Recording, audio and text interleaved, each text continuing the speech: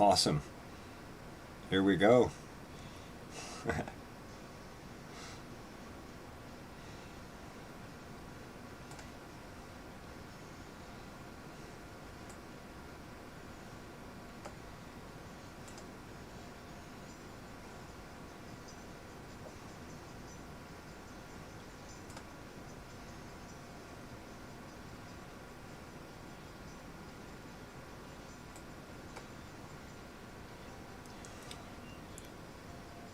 Thanks, Geeky. I hope you guys can hear sound on YouTube. And I don't have any bumpers or music on YouTube yet. We're on TFR with the bumpers right now, so hopefully you can hear me.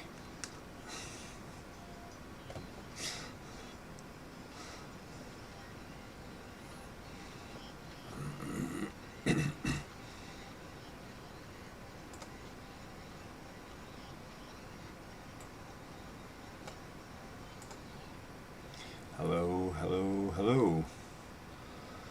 I think we're live. I hope my audio's all working okay and everything.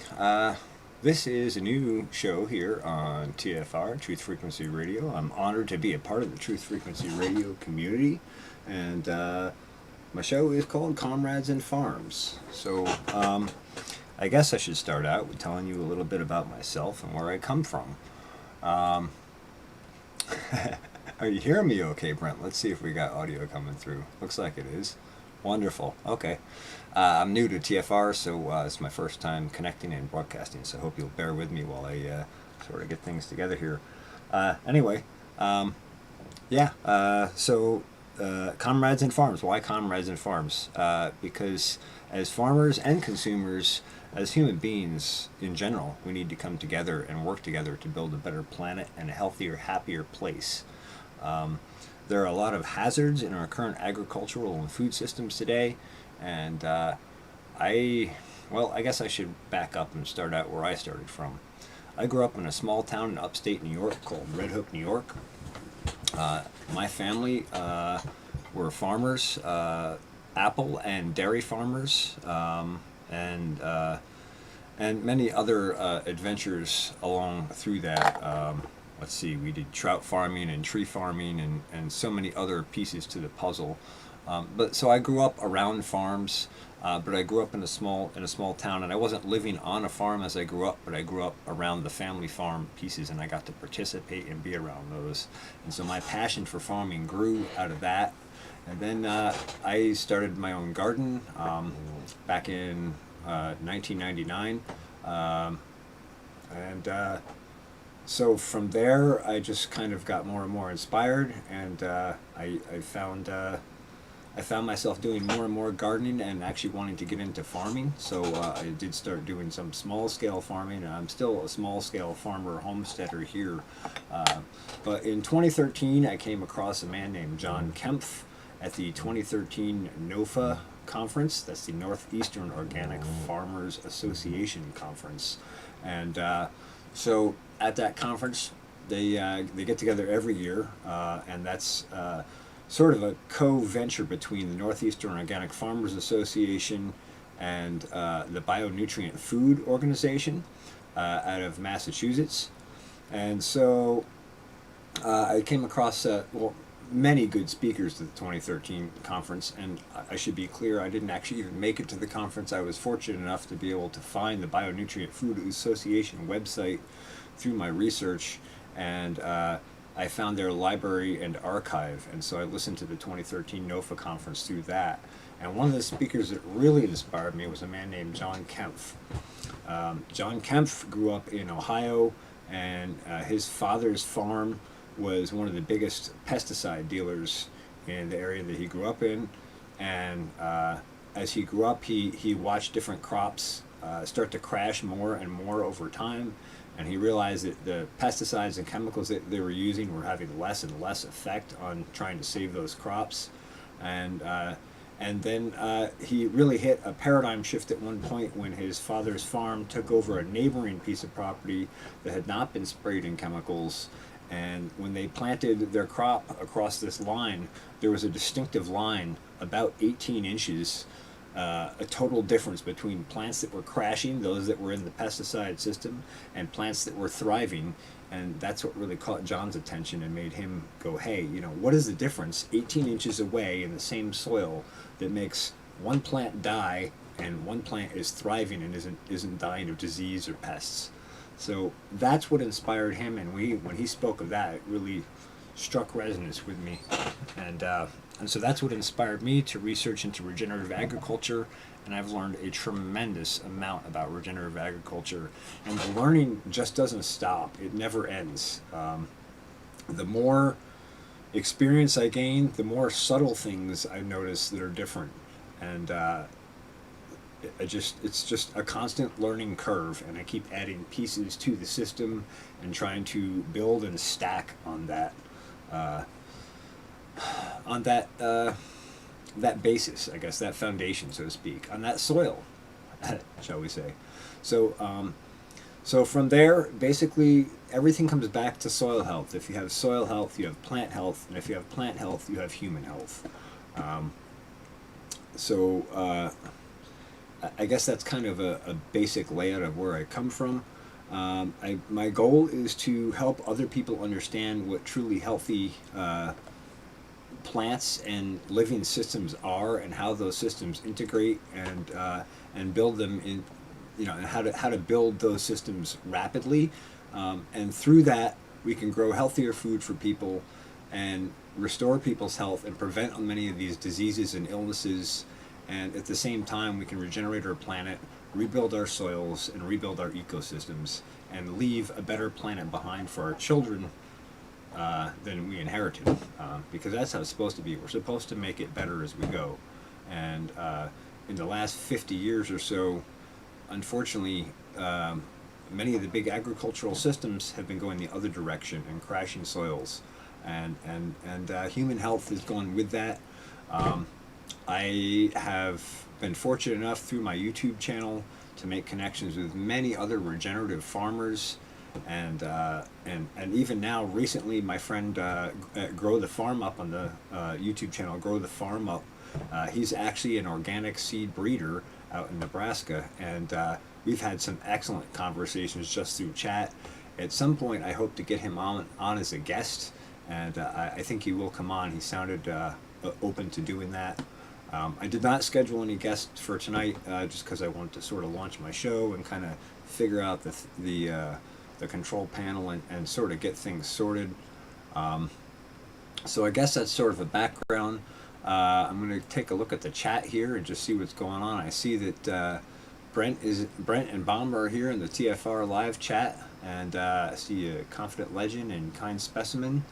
So it's good to see you guys, and I want to say a very special thank you actually to Brent Thomas of the Paranormal Portal, which is here on TFR and also on the Paranormal Portal YouTube channel, and on just about every other podcast platform you can imagine, and some of you probably haven't even imagined yet. Anyway, I want to say a very, very special thank you to Brent, because Brent sort of helped me get connected to TFR, and he's had me on his show as a guest a couple times. We've talked about nutrition and spirituality and water and many other cool things, and I really appreciate Brent's help, and I hope you'll go check out his show and his channel. He puts on an excellent show investigating the paranormal, and many, many interesting topics are studied. He's had many really interesting guests, so I do hope you go check him out as well. Also, I want to say a very special thank you to Lucky of Quantum Connections. She's also got a show here on TFR Live. If you're not aware, you should check out Quantum Connections. And she also has a Truth Frequency News YouTube channel. You should definitely check her stuff out as well. She's had me on as a guest also, and she's also been very helpful in facilitating having me come on TFR Live. And although I haven't actually spoken with Mr. Chris Gio, I want to say a special thank you to him as well, because I know he's doing many things behind the scenes that help keep TFR Live up and running. So so that's that, and I don't really see much going on here in the TFR chat at the moment. I know I'm kind of a new show, so I wasn't really expecting a whole lot of guests there. But here over on the YouTube channel, I do see some chat going on, so I think I'm going to check in with people here and just see what's going on and see if I've missed anything here. So it looks like Geeky Gardens is here. Thank you, Geeky, and YTFP Chris and Bomber and Yeah, looks like that's who's in chat for now. Thank you guys for coming over and checking out the show. I appreciate your support. Um, is there anything you guys want to talk about tonight, or would like me to go into more? Anything I've talked about so far tonight that you'd like me to elaborate on? I'd love to hear back from you in the chat on that. Oh boy, what else? So many other things going on in my head here. It's kind of hard to know where I'm going. Looks like the sound is coming through on YouTube okay, so that's good. I'm happy about that, and no lagging. So all right, good. Well, what else? So let's see. That I started in 2013. Got to 2013 in John Kemp. So in 2013, I started studying regenerative agriculture. I heard John's. Well, I heard the nutrition conference in spring of 2013. I want to say late February, early March, and was super inspired. I had just moved to this farm, well, a year or two before that, and I had sort of given up on farming for a while because this place wasn't electric fenced or protected, and none of these fields were in production at the time. In fact, most of them were overgrown with rose bushes and trees and all sorts of stuff. So I kind of messed around with yanking out some rose bushes and playing around with some different crops, corn and tomatoes and beans and some other perennials and stuff, but I wasn't real super enthused initially. But as I learned and listened more to John Kempf, I started really studying the micro ecosystems that surround healthy soils. And so one of the things I noticed was where the rose bushes grew, there was a zone right around the drip line, which is basically where the root line sort of ends, the root fiber hairs of the roots end. And around that zone, that soil was tremendously darker than the rest of the soil here. We have a very heavy clay soil here that's very light in color, and so when there's high organic matter in it, or when that soil has been built up really well, it's very evident from the rest of the soil here. And so I started pulling out rose bushes with my truck and a chain and planting in the spaces where the rose bushes were. And I started planting rose into the spaces where the rose bushes were and out of the spaces where they weren't. This is sort of based on the thing that John Kemp was talking about, fields that were in production and where the soils were more healthy and fields that weren't. And I noticed a tremendous difference in growth just based on what the rose bushes had done to the soil as far as building carbon and soil biology. So that inspired me to continue, and I started clearing some space here. And then in 2016, a friend of mine loaned me his tractor, and so I cleared out about 1.5 acres, almost 2 acres here, and electric fenced it in. And I started planting more crops here and working with foliar feeds, which I can get into. Foliar feeds is basically a way of feeding plants through their leaf surface. It's a much faster way of getting nutrients to the plants, and so you can address trace mineral and macro mineral deficiencies very rapidly, much more rapidly than you can through making soil amendments. And that's especially important when it comes to organic production, because many of the organic nutrients that we would put on soil take, most of them take at least a week. Some of them take months before they start to break down and become available through biology and become available to the plants. So the foliar feed gives us a way to go in and find a trace mineral deficiency using plant sap analysis, and then target that specific deficiency and fix it very rapidly. And those plants can absorb those nutrients in anywhere between 15 minutes and 48 hours. And so they can have a tremendous response. And the added benefit of that is you increase photosynthesis dramatically, and that brings the total energy of the plant up. And in doing so, that puts more sugars out in production from photosynthesis. And when plants have excess sugars, they put those sugars back into the soil. Those sugars feed the soil microbiology, and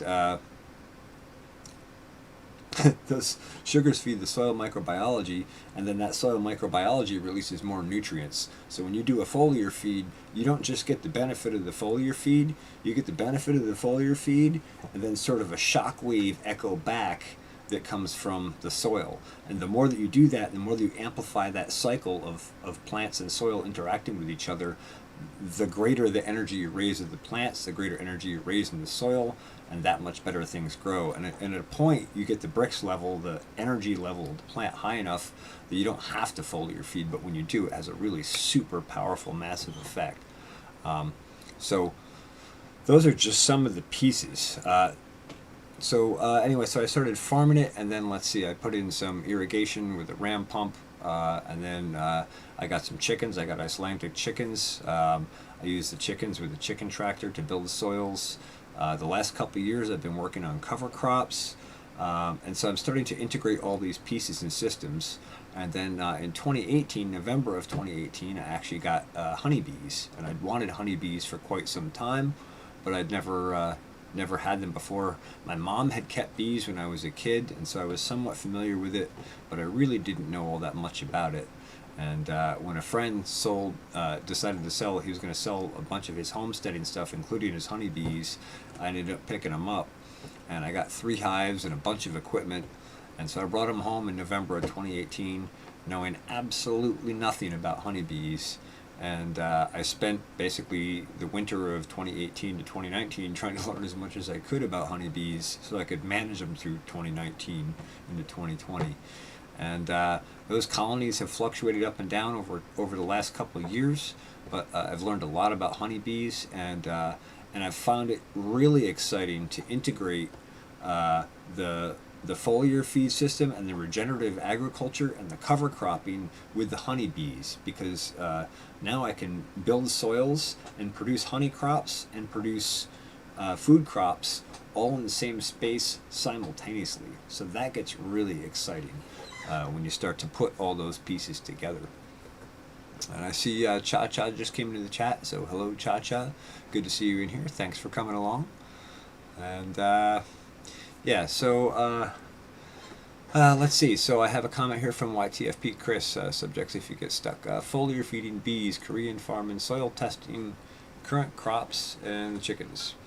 Yeah, okay. So that's lots of stuff. Let me just check and see if there's anyone in TFR chat. I don't want to miss anybody. I see Brent and Bomber are still over there. Okay, cool. Let's see. So yeah, so I have honeybees, talked about foliar feeding a little bit. Korean farming. I haven't delved real deep into this, but Korean farming basically uses harvesting indigenous microorganisms or organisms available in your local ecosystems, and then basically amplifying those into compost teas or into composts or into I think they use like a rice meal or something like that for one of them. But it's based on the concept of using what's naturally available in your environment to supply nutrition for your farming operations, so that you really are a closed loop farming system. It's a very interesting field of study, and in fact, on the Bionutrient Food Organization website, which is bionutrient.org, if you go to their site, you go to the library, I forget which year it is, it might be 2014 or 2015, there's a whole series from a guy on Korean natural farming in there, and that is some excellent information about Korean natural farming if you want to learn more about it. Of course, there's all kinds of stuff on YouTube and podcasts about it as well, but very, very interesting topic of study. And at some point, I probably will try to get back and integrate some of those practices more. One of the things they do, they basically take a wood box and they take rice, they boil it about half as long as you would normally boil it, so that it's broken down a little bit, but not completely broken down to a sugary, starchy. Okay, then we put that in the wooden box, and we bury that in the soil in the woods, where there are lots of microbes, especially fungi and that kind of stuff. And I think they leave it out there for anywhere between 2 weeks and a month and a half, depending on the time of year, the environment, how much moisture's in the soil at the time, that kind of thing. And basically all the fungi and bacteria that are in the woods that are making all this wonderful mulch in the woods and all that nice thick black layer on top of the soil under those leaves, they integrate into the rice because it's another organic material, and they inhabit it. And then you take that and you can create different microbial inoculants from that. And for those who don't know, oh yeah, I'm simulcasting, Brent. For those who don't know,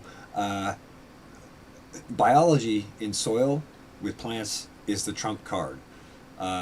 You can put all the nutrition on in the world, and if the plants can't access it, if they can't get to that nutrition, it doesn't have any effect. And what it comes down to is biology sort of acts as the interface between soils and plants. And actually, John Kempf describes it as soil is the digestive tract of the plant. So just like we have a digestive tract and we use all that biology in our gut to break down nutrients and make them available in a form that we can absorb them in, the soil is the same thing for plants. And so plants and soils are always feeding each other. So let's see. Fungi just haven't washed his feet before he comes in the tent. Yeah. What else? Soil testing. Yeah. That's actually something I have to get back to here. I've been meaning to for 5, 6, 7, I don't know, what, 20, 30, 7 years now, I guess I've been meaning to test soil here, and I haven't gotten around to doing a soil test. But one thing that I did do last year that is a really, really powerful tool is plant sap analysis. So plant sap analysis is a little bit different than typical or conventional plant material testing. Most of the time, or previous to current, or previous to where the future is going, actually, plant testing was done through basically gas chromatography, where they take a piece of dried plant material and they vaporize it, and then they take the constituents out of that and they figure out what was in it. The problem is that's not inside of a living system, so you're not looking at what's actually in the living system. Hello, Cookie Jarvis, good to see you. So with plant sap analysis, we're able to actually take the plant sap itself and look at basically what the nutritional profile of the plant sap is, and we can learn a tremendous amount about the plant's health from that.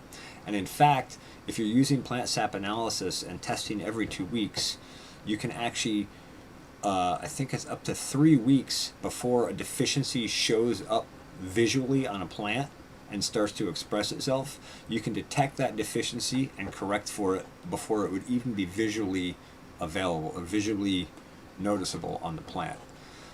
So plant sap testing is a very powerful tool, and despite its extreme expense, I went out of my way and did a plant sap test last year on my crimson beefsteak tomatoes because I really wanted to understand what deficiencies I had, specifically in those plants, specifically on this soil, and specifically in the nutritional program that I have them in. Because you have to remember, I'm using foliar feeds and attempting, sort of shooting from the hip, to address nutritional deficiencies based on my visual observations and my knowledge of soil health, which, as extensive as it is still very limited because soil is a very complex system. And So I did a plant sap analysis test. That test is pretty expensive. It was $65 for the test and $75 to ship the test. But I did a video on it, and you can go check it out here on my YouTube channel. It's called Plant Sap Analysis. I forget the full title, but if you search Plant Sap Analysis on my channel, you'll find it. And so it's an incredibly powerful tool, and so that's what I used to get recommendations from Advancing Eco-Agriculture to make corrections on my tomatoes this year. And I can tell you that even though I put my tomatoes in about a month and a half later this year, because 2020 has been crazy, as I'm sure you can't have your head in the sand that far. Anyway, my tomatoes went in really late this year, and I'm still seeing tremendous growth results because I'm able to tune exactly what the nutritional deficiencies were, and I'm able to correct for those through foliar feeds and through soil amendments, and the growth is just explosive. At the end of the season, I probably will go back and do like a time lapse clips of of the evolution of those growing, and I'll put dates on them, and you'll see just how fast they grow. And then now we're into the heavy frame building phase where they do this huge growth spurt, and they've literally grown at least 2 feet in the last 3 days. It's mind blowing how fast it happens. Um, so so that's that. Let me check back in on the chat here. Yes, Cha-Cha. Fun guy is a fun guy. Check with Paul Stamets. He's a fun guy.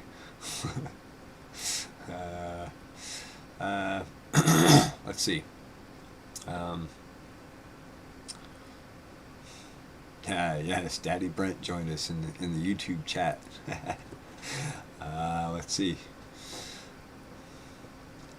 All right, looks like I'm caught up on chat. I'm gonna go over here and check on TFR Live chat. No Cha-Cha on the roster over in TFR Live. Cha-Cha, you're slacking. You're slacking.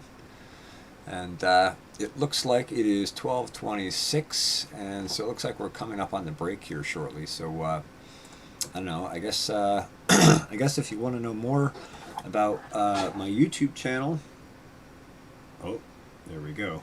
I think that's it.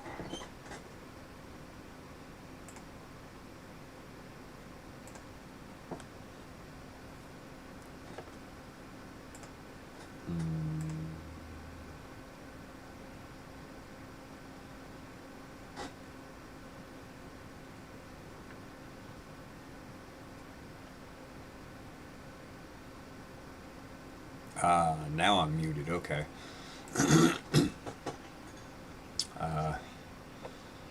Oh boy! Now I got the TFR back in my ear.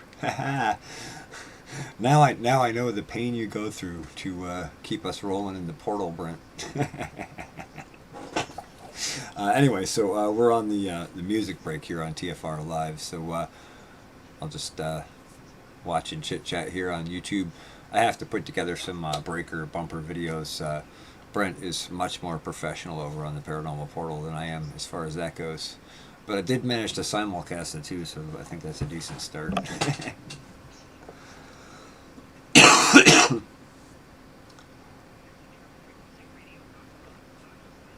I apologize for coughing in your ear. I should have hit the mute button.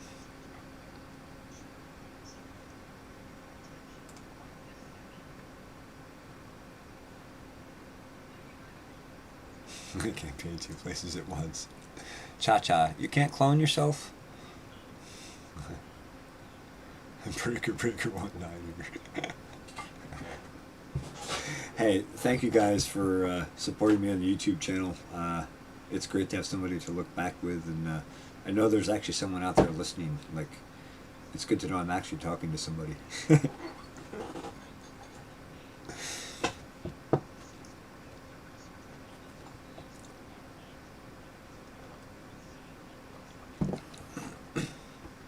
So while we're on the break, what would you guys like me to talk about next? Anything in specific? Anything you want me to elaborate on?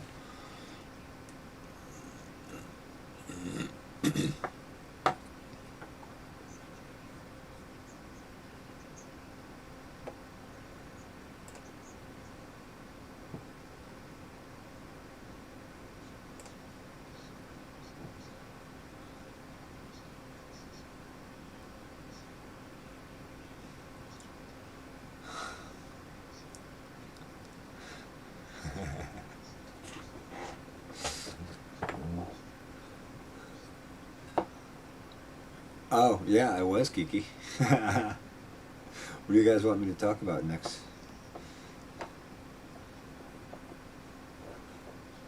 Brent did give me good advice the other day about talking slow, but I find myself talking fast. If I talk slow, I lose the other 15 thoughts I'm trying to stream through. Elaborate on,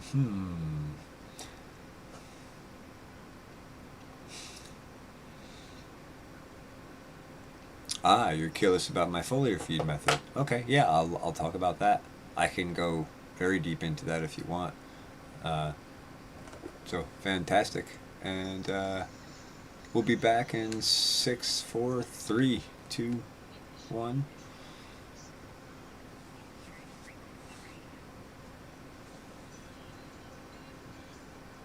That's the bumper music.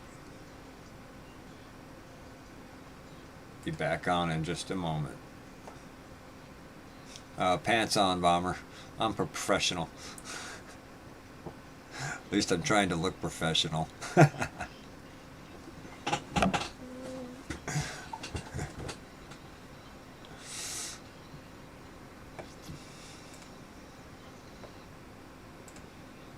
Alrighty, we're back from the break. Thank you for sticking with us here on TFR, Truth Frequency Radio. This is Comrades in Arms with Carlton Moore. You can also see us over on the Farmacy Seeds Network on YouTube. Farmacy spelled F-A-R-M-A-C-Y, as in let food be thy medicine. I have a question here in the chat on YouTube from Fracomi D. He's asking about my foliar feed method and what I use.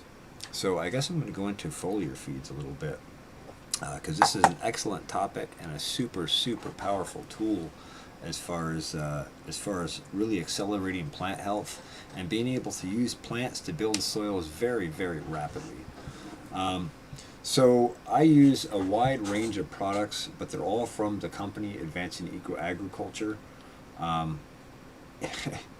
Mostly because I don't know where to find another company that makes the products of A, the quality, and B, that I know how to use, and C, that I know what's in them and what they're targeted for. And so because Advancing Eco Agriculture, you should definitely check out their YouTube channel. It's Advancing Eco Agriculture, and their website at advancingecoagriculture.com. You should check those out. So I buy all my nutrients from them. And I use a range of products based on what I'm doing.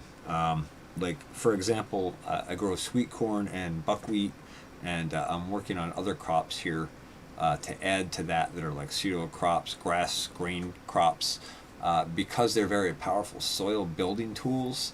And so one of the products from Advancing Eco Agriculture that I use is something called forage foliar feed. And it's designed specifically for forage crops. And so I always try to use foliar feeds that are targeted to do the specific jobs that I want. And the specific job that I'm really after is increasing photosynthesis. But you always have to keep in mind that comes back to a bunch of biological processes and a bunch of chain pieces that happen within those processes that all have to happen. And if one piece of that chain is missing, you have a broken link, and now it can't happen, right? So one of the videos that I did, or I actually started to do a series, and I have to get back to it on my channel here, is the biochemical sequence of nutrition in plants. And it sort of goes into like the base mineral nutrition that goes into photosynthesis happening in plant growth, and how that chain of events works and how critical that is. So I target my feeds based on that. But it really comes down to what I'm growing. For example, I guess I'll give you an example. Like, do you have a particular plant that you'd like an example that I'm caring for? Let's see, a cucumber and squash plants you're growing? Okay. So like for my squash plants, I use a few different products from Advancing Eco Agriculture. And I know this sounds like a plug for AEA, but again, I don't know where else to get the stuff. I really believe in John Kempf and his company. Those guys are doing a fantastic job educating the world and revitalizing our farming systems.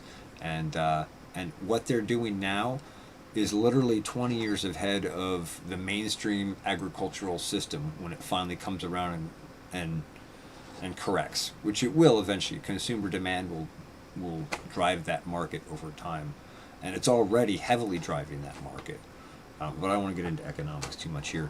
But so for my cucumbers, well, I haven't grown cucumbers in a couple of years, but squash I do, and they're similar because they're both in the cucurbit family, as you probably know.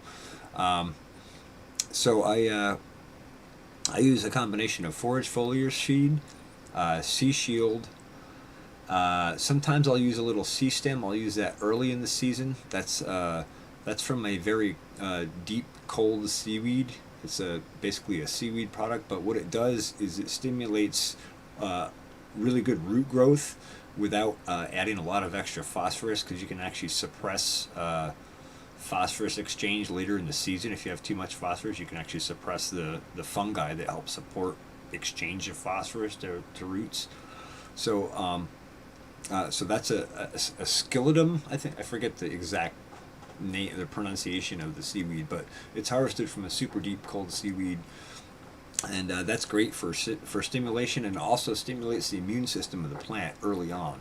So what I like to do is build plants that are really strong and have high immunity systems and producing high essential oils and as much amino acids and proteins and like higher level polyphenols that I can get them to do.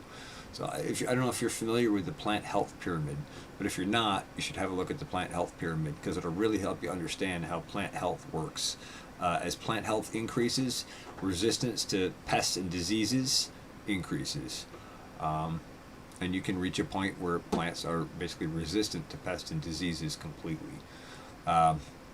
So let's see. So forage foliar, sea shield, sea stem early in the season for root growth, and then as we go later into the season, usually I would lean more toward the forage foliar feed, and I'd back off the sea shield a little bit. Sea shield is a combination of crab shell and salmon and a few other components. I'm pretty sure it's got chitin in it, which is really good for certain microbial communities. I think especially the trichoderma. So like a combination of those was what I would use for squash or cucumbers, that kind of thing. Again, though, you really want to know, you want to apply something that makes sense for your soil. If your soil has enough of something and you're applying extra to it, you can end up with an excess, and then you can end up taking your balance out, and you can actually cause yourself loss rather than gain. So that's why it's always important to understand what's in your soil, how your plants are growing, what their deficiencies actually are. If possible, do a plant sap analysis test. I understand if you're in a garden, that's a crazy expensive test to do. And honestly, you probably don't even have the material you need to do it. It takes a quart of 2-week-old leaves and a quart of new leaves to even do that test. So even on a 100-foot row of tomatoes here for me, I was clipping a pretty good amount of leaf matter off. But so I don't know. I hope that helps answer your question. If there's more I can elaborate on, don't be afraid to ask more. Friend Comey D. Let me see. It takes only a few seconds. Put a name in. For oh, good Lord, Cha-Cha. Let's see. I'm just rolling down through the chat here.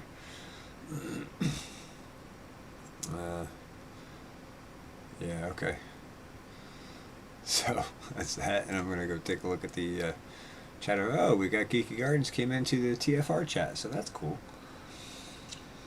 So that's what I would do for squash. For corn, similar program, more leaning on the forage foliar because it's really targeted specifically for corn. It really kind of has the nutritional profile you want for corn. And actually, that forage foliar feed is actually a combination of four different other AEA products, but it's just blended specifically for forages.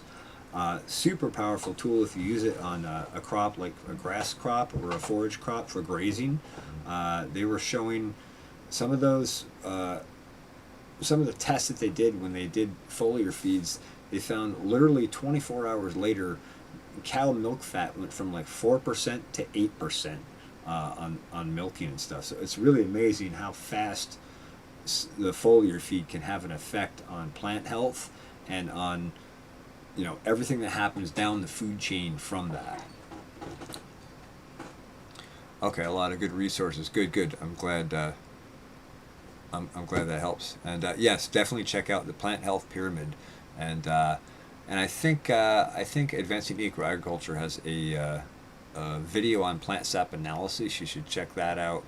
And a lot of their other videos, they're putting out a new webinar, at least an hour a week, of just incredible detailed information. They're good interviews with long-time scientists I mean, these are people that have been in agriculture for, 20, 30, 40 years, and they really have a good understanding of soil and plant health and what works and what doesn't practically, and how to scale things, and just amazing information.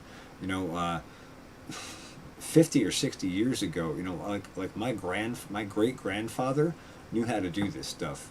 My grandfather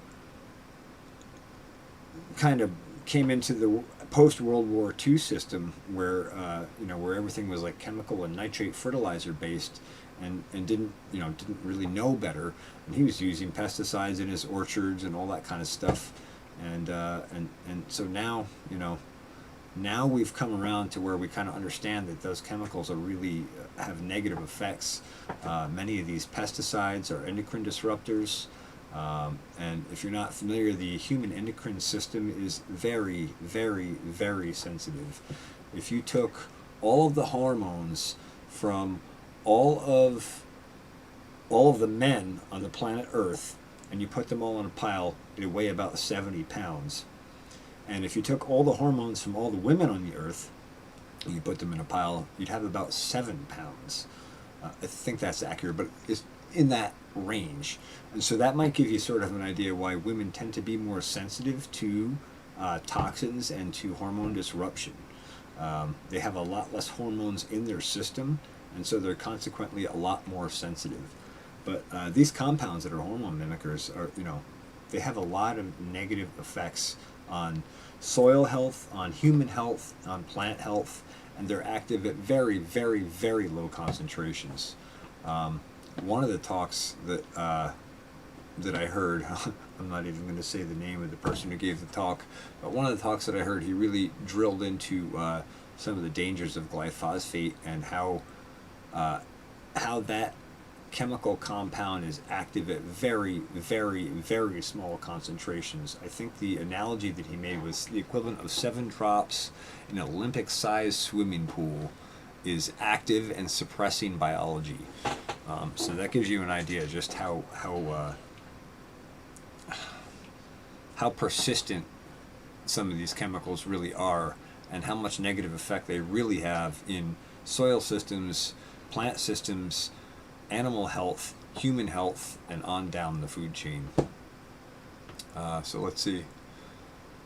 Yeah, somebody's giving away my secrets here. Geeky says I'm a wealth of knowledge. You're giving away my secrets, Geeky. Well, I try to be. I try to share what I learn. But thank you for the kind words, Geeky. I appreciate it. Let's see. Francomi D says, my garden is very small. It's in a parking lot structure, but I'm determined to improve the soil where I can. Yeah, I know exactly what you mean. And at the end of the day, really, the scale doesn't matter. You can do anything you can do on a commercial scale, you can do on a small scale. You may have to use different tactics or techniques to achieve that goal, but it's possible and doable. And I'm doing a lot of that kind of stuff here. I'm studying stuff from Advancing Eco-Agriculture and Northeastern Organic Farmers Association. These are guys that are doing 5-acre vegetable farms.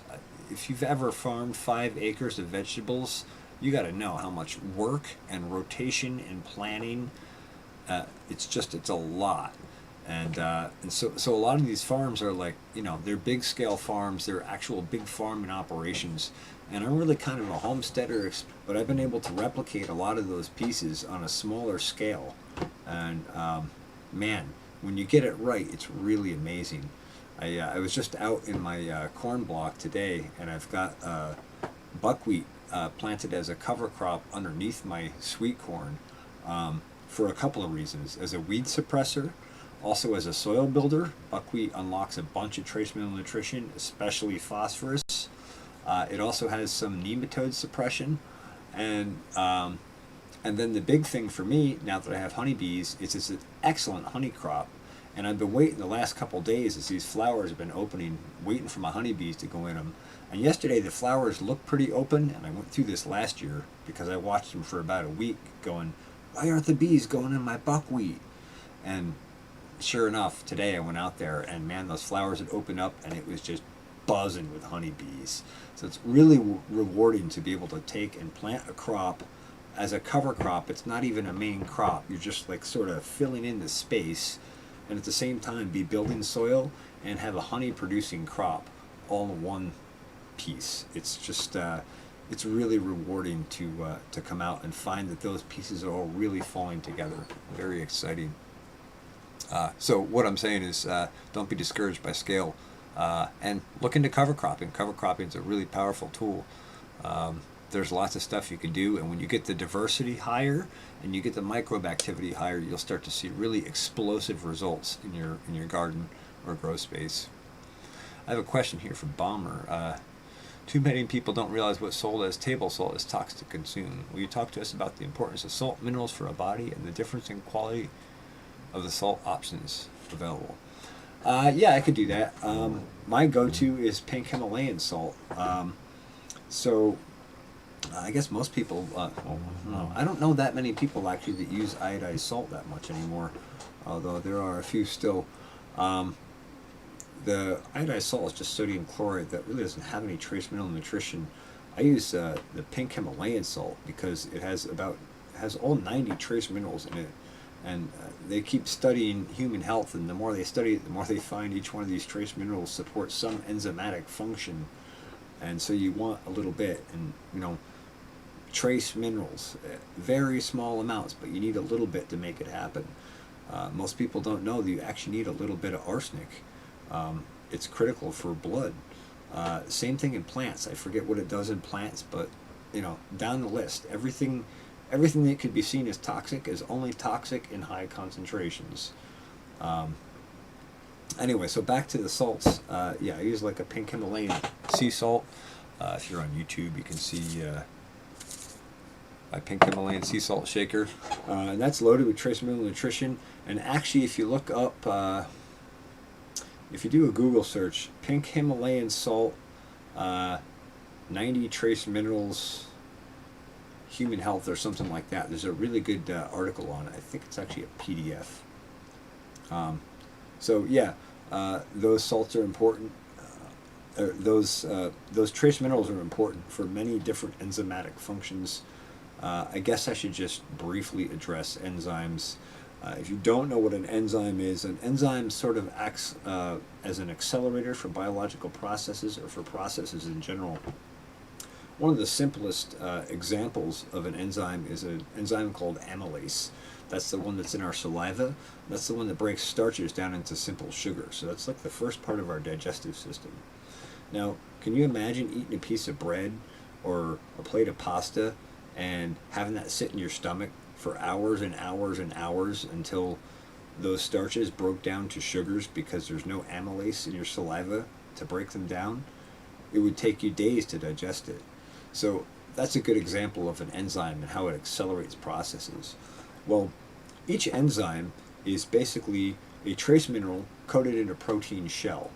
And so all these different enzymes to support all these different processes, there's enzymes for every different kind of a process you can imagine in the human system, in plant systems, in soil systems. All of them require enzymes. And so without those trace minerals, those enzymes can't be built. And without those enzymes being built, many processes don't function like they're supposed to. And all it takes is one not functioning correctly, and that makes a break in the link of the chain. And now you're not operating at a healthy level, on a cellular level. So I don't know, I hope that kind of touches on it. I guess I kind of spiderwebbed in 15 different directions, as Brent would say. Let's see, I've got just 3 main 4x16 beds, and I find a lot of this stuff applies to me as well. That's from Geeky Gardens here on the YouTube chat. And it's amazing how well it scales. I got a response to a video I did on my friend Grow the Farm Up on his YouTube channel. I did a video and I mentioned him in it because we had been talking back and forth, and I was really inspired and excited by our conversation. And he was saying, I'm losing my train of thought here. He was saying, back to Kiki's thing about scale and Falcone. He was saying, Yes, Brent, you've been known to spider web from time to time. That's okay. We like the spider webs. We like the spider webs. Um, he was saying that he was really enjoying watching my YouTube channel because he could actually see things down almost to the microbial level. He was appreciating being able to study these pieces at a smaller scale where it's easier to see what's going on when you're looking at a small area. Whereas if you're out planting, 20 acres of corn, it's hard to even like take a look at 20 acres of corn, let alone take a look at it in detail and notice the differences between one soil area and another or one treatment area and another. Um, so, again, scale, it scales. It all scales. And like I said, there may be a different tactical way to do it, but it all scales. I'm in the process of trying to push everything I do over to no-till. That's been difficult for me. I don't really have the right equipment for it. I don't really have a tractor with a 3-point hitch, and I don't have a roller crimper or a roller chopper. But I'm exploring building some sort of a roller chopper device to go behind my lawnmower, to do it on sort of a small scale and try it out. I haven't finished developing that yet, but I'm thinking about it, and I'm planting cover crops and planning toward that. And then even if I don't have that developed, I can still mow those cover crops down, just mow them down and use the mulch from that. But I'm getting better at growing my mulches in place and building my soils at the same time. I've spent a tremendous amount of time mowing and raking and collecting mulches from various other parts of the farm here in an attempt to keep soils covered and protect biology and build organic matter.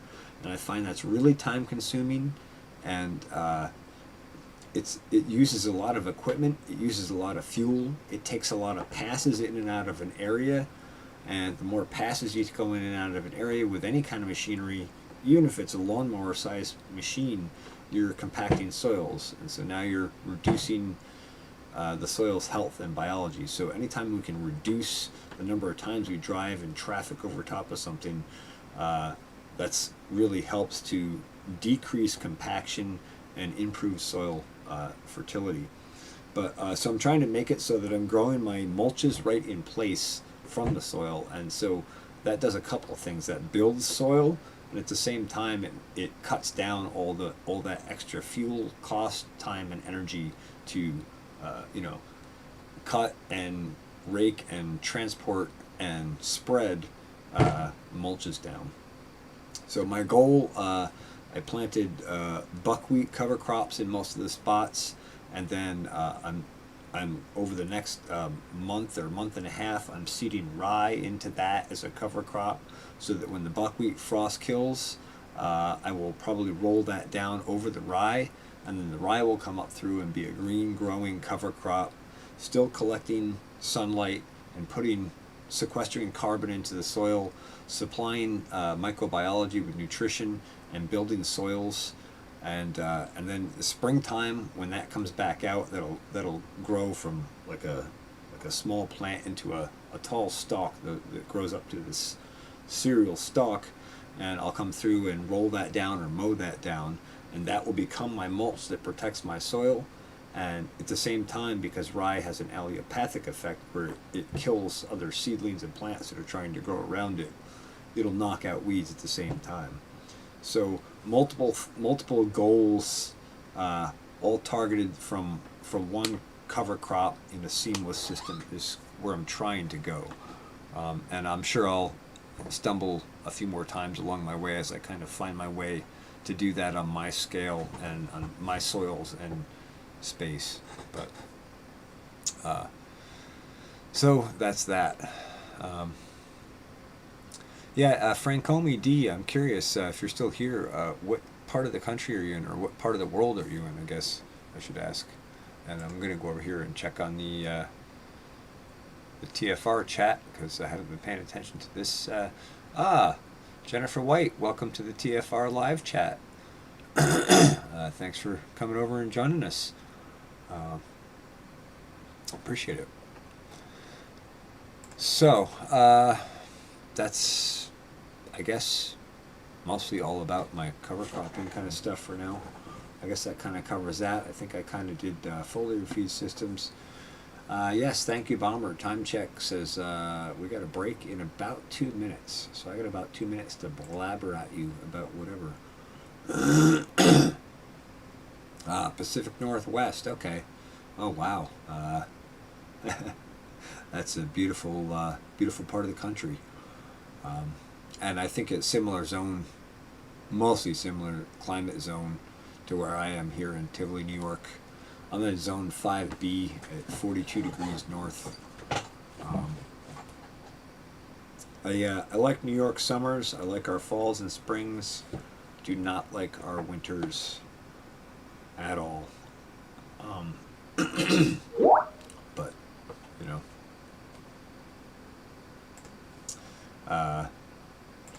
But that is that. And so, let's see. I guess I'm just going to say we're streaming here on TFR Live. We're also streaming on my YouTube channel, the Farmacy Seeds Network. That's Farmacy, as in let food be thy medicine. And I want to say a special thank you to my friend Brent from the Paranormal Portal for helping me get all this stuff together and become part of the TFR family. So if you're not familiar with the Paranormal Portal, please do go over and check out the Paranormal Portal. Brent puts on an excellent show, and he's always investigating really interesting paranormal stuff, and there's a great family of people over there, so I hope you go check them out. And I think I hear the music coming, so we're going to a break.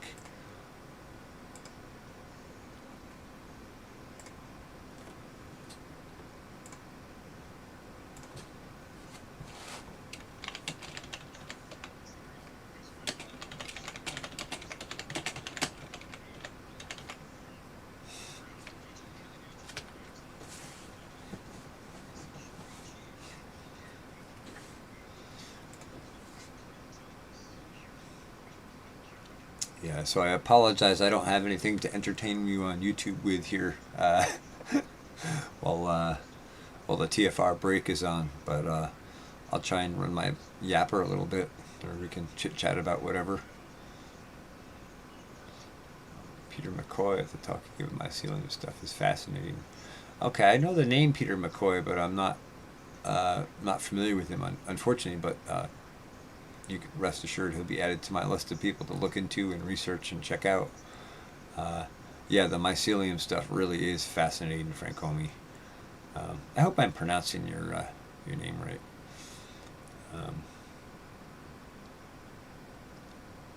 It's a piano playing bee in my bonnet. What? Oh, music on, okay.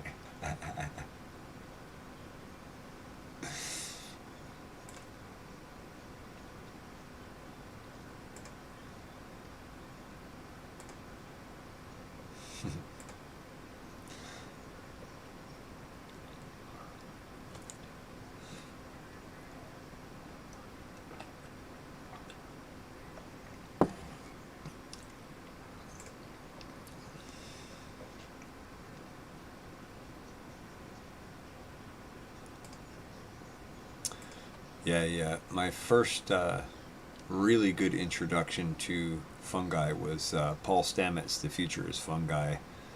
And man, that talk blew my mind and blew my mind open to like just to want to study and learn and understand fungi and their interactions. They're just, it's a whole fascinating thing.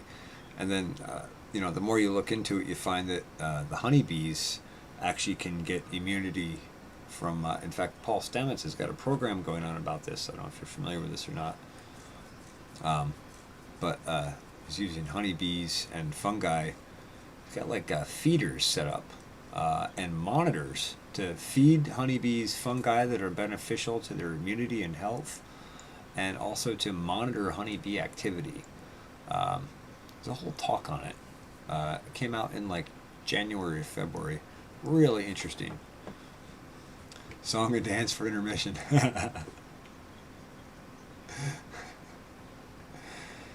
Yeah, I don't know. I've never been that good at dancing.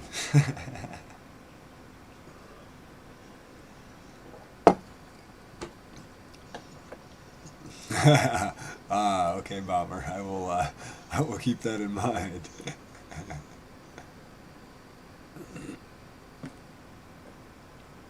Alrighty, we're back. And oh, music still.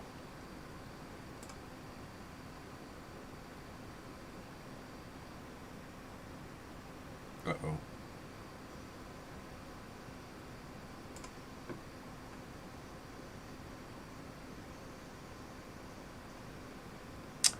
All right.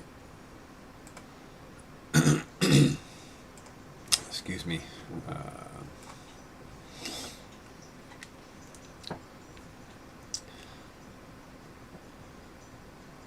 right, so we're coming back out of the music here in just a minute.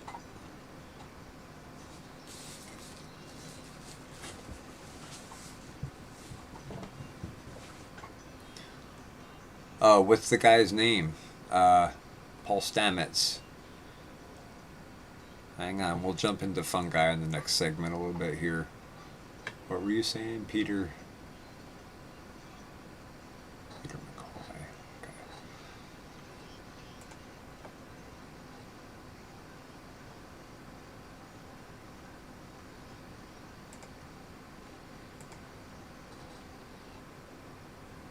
Alright, welcome back to TFR Live. This is Comrades and Farms with Carlton Moore. Also streamed on the Farmacy's network YouTube channel. Farmacy as in Farmacy, as in let food be thy medicine. This is my first ever show here on TFR Live, so I want to say thank you very much to the TFR family for hosting me and including me in this wonderful group of people and hosts. Alright.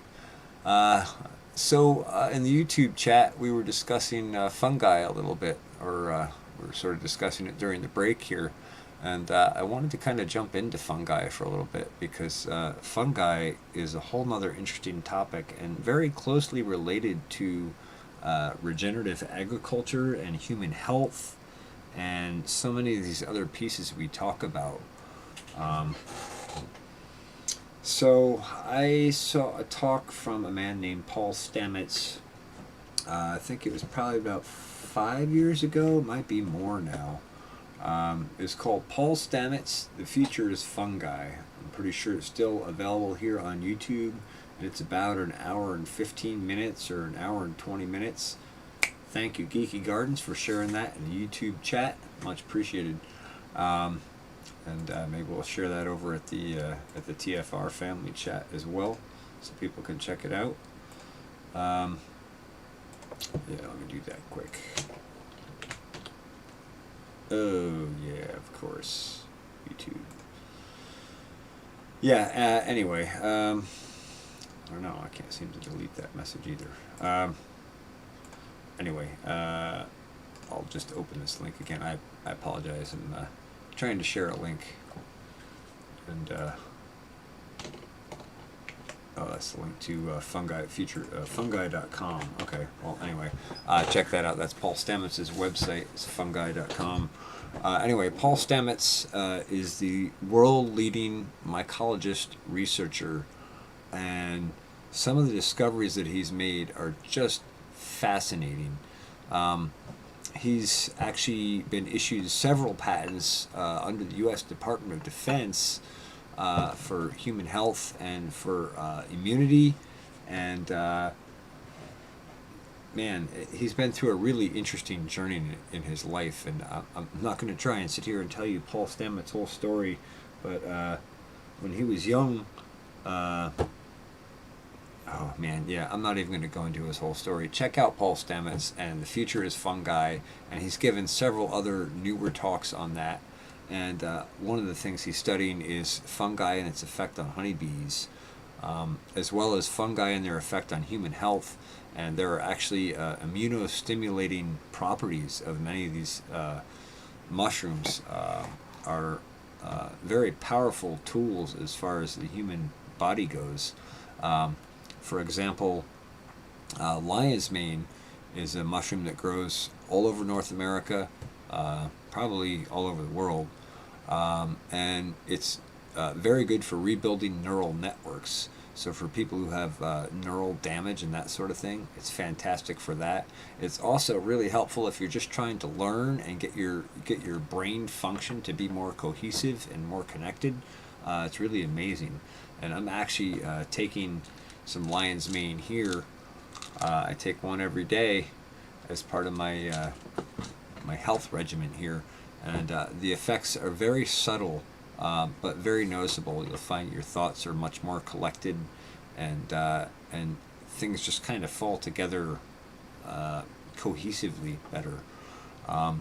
But there's all sorts of immune studies that have been done. He's got several different products that are available. You can buy direct, and he's given many educational talks on how to grow mushrooms. He's written several books on hunting mushrooms and on growing mushrooms and mycoculture. Really interesting dude, Paul Stamets. So if you haven't checked him out, definitely check him out. Interestingly enough, the fungi stuff actually ties into plant and soil health as well. There are many different fungi in the soils, and they interface actually directly to the roots of plants. One example of that is mycorrhizal fungi. So mycorrhizal fungi actually inhabit the tips and actually partially into the cells of the roots of plants, and they've been shown to dramatically increase drought resistance, nutrient availability, down the list. They're really incredible, powerful tool. And so one of the things that I use here on my farm are inoculants that include mycorrhizal fungi, among many other fungal components and bacterial components. And interestingly enough, those fungi interact with different bacterial communities, and so what you really have is sort of a living group of communities that are interacting with each other in the soil, between the plants producing, putting exudates and sugars down into the soil and feeding the microbial communities, and those microbial communities feeding each other. And they actually did one study, might be in the Future is Fungi talk, but one of the talks that Paul gives, he talks about they did a study in Russia where they injected a radioactive isotope into this fungal network, and they found they were able to detect it up to 20 miles away in the fungal network in real time. Using radios, they were able to detect it. Like basically you put a nutrient into the soil here, in real time, 20 miles away, that fungal network can propagate it. So mycelium are really basically the internet of the soil. And so when you think about it that way, it's really fascinating. And I think he was saying that like 1 footstep, the surface area of 1 footstep, if you stand on a piece of soil, has like over 300 miles of mycelial web in it. So it's really fascinating. One of the other experiments they did, they took a slime mold and they put it in a controlled experiment, basically remodeling all the stop points on, I think it was the Japanese subway system, and the slime mold was able to detect, they used nutrients in a slot in like a box. Kind of hard to explain the experiment, but they basically set it up so that the fungi was trying to find the nutrients in the box, and the nutrients in the box is set up in the map configuration of the subway system for, I think it was for Japan. Don't quote me on Japan, but and basically the slime mold found the most efficient way to connect all those hubs, more efficient than the system itself that they actually developed. They modeled this based on. It's a really interesting field of study. Not really well understood. Most people are, just afraid of mushrooms because they hear so many horror stories about people getting sick on mushrooms and stuff. But mushrooms are a very powerful tool. Yes, you get the wrong one, you can get very sick. But you get the right one, you can get very healthy. And I don't know, they're a really interesting topic of study.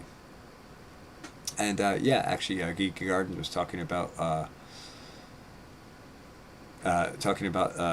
some fungi are the largest living organisms on Earth. And yeah, actually, one of the talks that Paul gives, he goes up in an airplane. He's studying I forget where it is. I think it might have been Africa, or it might have been Oregon. I forget where it was, but he was studying a a fungal organism, and he had this guy take him up in the plane, and he's looking down from the plane, and they keep circling higher and higher and higher, and he's trying to get high enough to see this whole organism, and basically they start to lose sight of the ground through the haze before they're able to get high enough to actually get out of sight of the organism. And Paul was realizing that it's got to be one of the most robust living systems there are, to be one cell, it's like a one cell thick, covering a 20 square mile area, and and with all the damage and effect that it's getting from nature, it still survives. It's pretty cool perspective on it. Yeah, I think you're right, Fracomi D. I think it is the large one in Oregon. Anyway, fascinating subject. I could really just take a lifelong detour just into fungi and probably never even touch on on all the fascinating things around fungi. It's just such a deep and just complex, interesting topic, for so many reasons. But we use fungi in good farming systems as well. Again, the more diversity you can have, the better you're mimicking nature. When you have diversity, each part of that system kind of helps regulate the other part of the system, and that's what it really comes down to for smooth functioning ecosystems where everything is healthy. And when things aren't healthy, one part or another of that system will take the unhealthy things out of the system, and then the healthy things can thrive and survive. An example of that is insects and pests, and insects and diseases on plants. This may sound like a novel idea to you if you're not familiar with regenerative farming and regenerative agriculture, but if a plant has insects attacking it or has a disease attacking it, that plant is not actually truly healthy. And so the question you got to ask yourself is, if you're eating sick plants, how healthy are you going to be? Because when you get plant health balanced correctly, those plants can defend themselves. If you get them up that plant health pyramid high enough, they can defend themselves from pests and diseases. It's really interesting, plant sap analysis is a fantastic tool, but even if you just look at plant sap pH without going to a plant sap analysis step and lab and process, which is expensive, just plant sap pH can tell you what the probability of disease or insect attack will be. If plant sap pH is at 6.4, you're good. If it starts to go up, I think it's fungal diseases, and down, I think it's insect diseases, or it might be the other way around. But it's really interesting how just that little indicator can tell you so much about it.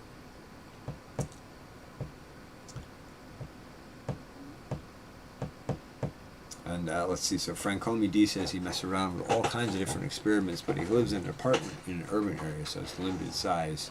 But yeah, a lot of fun. Yeah, again, that scale thing, and the restriction of an apartment can be tricky sometimes, but man, you can do a lot of fun experiments in an apartment. And in a way, sometimes that can make it more fun, because, anytime you have a more limited set of tools and a more limited environment, that's that much less that you have to select around to get to what you're seeking, if you know what I mean. If you start taking away options and there's less to choose from, it kind of forces you down a given pathway, and it kind of drives your experiments in a given direction. And sometimes that can be really helpful. For example, here on my homesteading farm here, this microsystem, I've been really studying the microclimates here on the farm, and the very subtle differences between different spots in the soil, and it's amazing. You can see huge changes in soil health in very small spaces. I just put a video up, it was yesterday, about that, and it's really interesting how much it can fluctuate in such a very small area. And it really doesn't always make sense, but it's really interesting how that works. So I'm going to check back in here on the TFR live chat. Yes, and Bomber shared Paul's YouTube channel, so thank you, Bomber, for the help on that. And we have Drone Free Zone in here, so welcome, Drone Free Zone. Looks like he's folding, I want to say that's Play-Doh, but I know it's not Play-Doh. I think that's that cornstarch stuff, which is interesting to play with.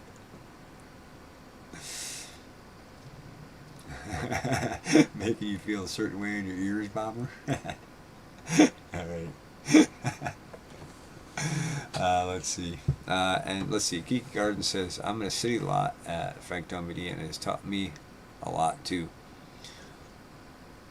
Then Frank Domedy says, Korean farming, EOS, learning how to fix broken soil. I'm glad this stream showed up in my recommendations. Well, thank you, Frank Domedy.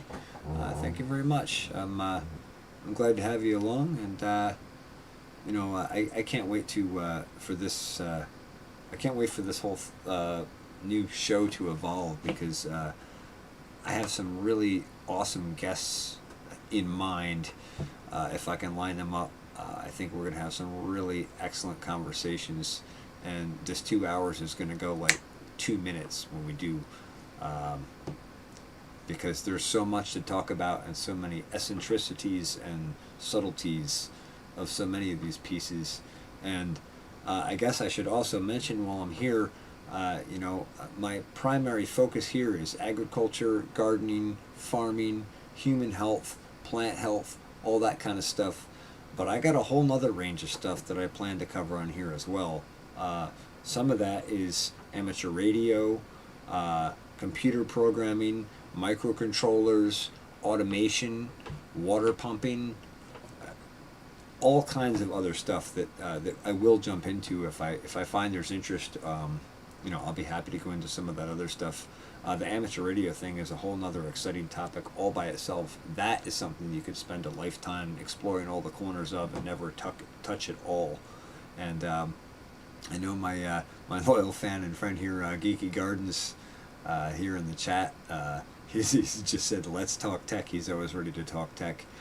For those who don't know, Geeky was a coder and programmer for 30 plus years. And so we always end up talking technology and coding and circuit design and that kind of stuff. So we can always get into that sort of stuff too. So I hope we'll have interest in that as well, because as much as I love agriculture and talking about agriculture, there's lots of other topics that I find interesting, and I'm certainly glad to share my knowledge and help with that too, and answer questions or whatever. So yeah, and it looks like we're getting some good responses in the YouTube chat here from Frank Omi D and YT Chris, both saying yes, we want to talk tech talks. So fantastic. So maybe one of my streams will go into amateur radio, and I can go into how amateur radio works, licensing, clubs, all that kind of stuff. And yeah, I guess I should say, for those who don't know, on Sunday nights at 9 p.m. I have a show. Well, it's not a show. It's a radio net via amateur radio through our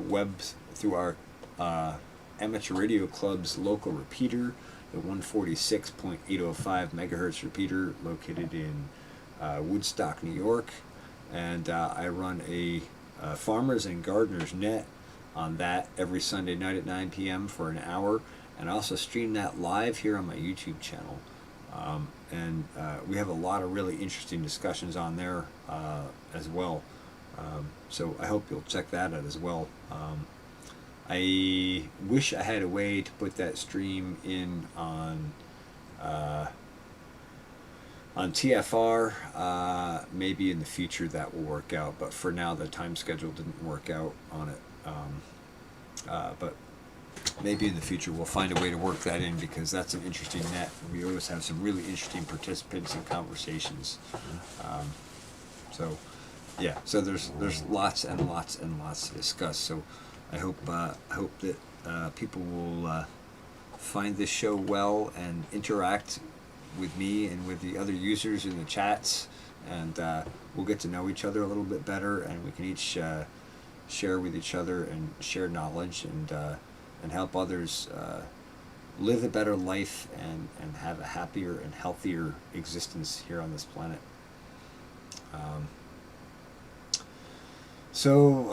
Let's see, what else? I'm going to check back into the TFR chat and just make sure I didn't miss anybody here.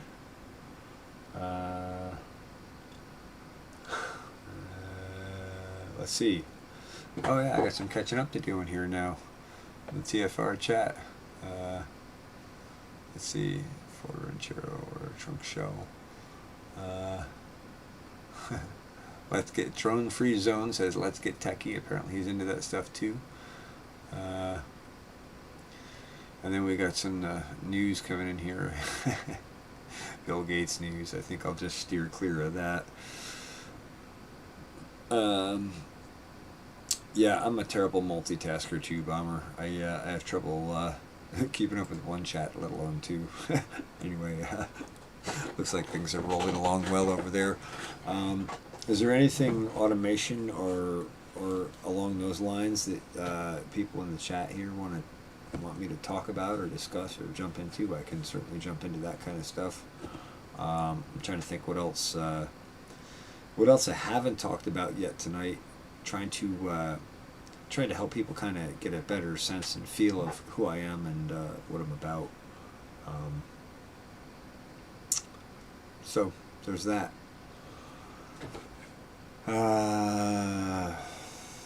Let's see.